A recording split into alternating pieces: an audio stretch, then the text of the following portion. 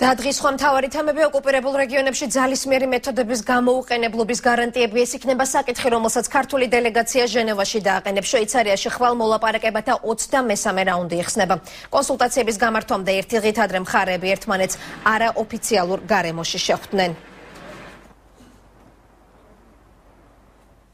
და გიორგი ფოფხაძე ჩაგვართვება ტელეფონით ჟენევიდან. გიორგი, რა წინასწარი განცხადებები კეთდება ჟენევაში და რა საკითხებს განიხილავენ ხვალინდელ შეხვედრაზე?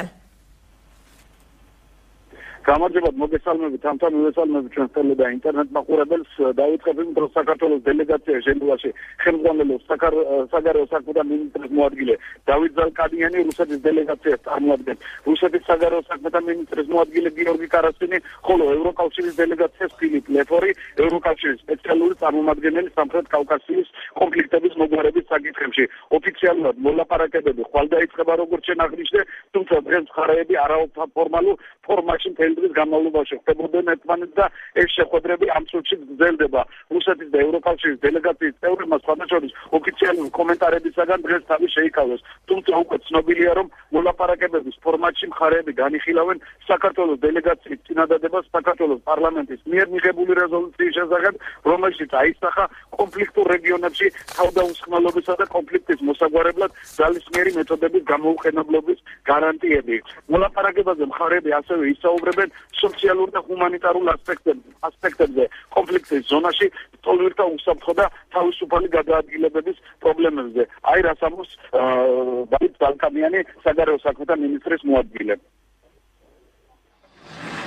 დღეს ჩვენ გვექნება ორმხრივი შეხვედრები თანათავმჯდომარეებთან, ხოლო ხვალ ჟენევის ფორმატით, ჩვეული ფორმატით განახდება, ანუ არანაირი ფორმატის ცვლილება არ არის ამ რაუნდზე.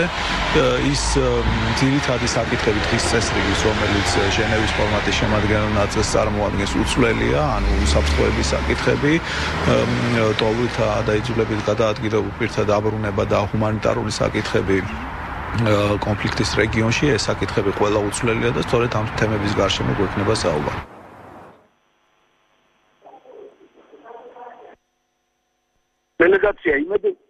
საქართველოს დელეგაცია იმედოვნებს, რომ ჟენევის მოლაპარაკებების 23 რაუნდი წარმატებული და შედეგიანი იქნება. დაველოდოთ, ხვალ ყველაფერი გადაწყდება.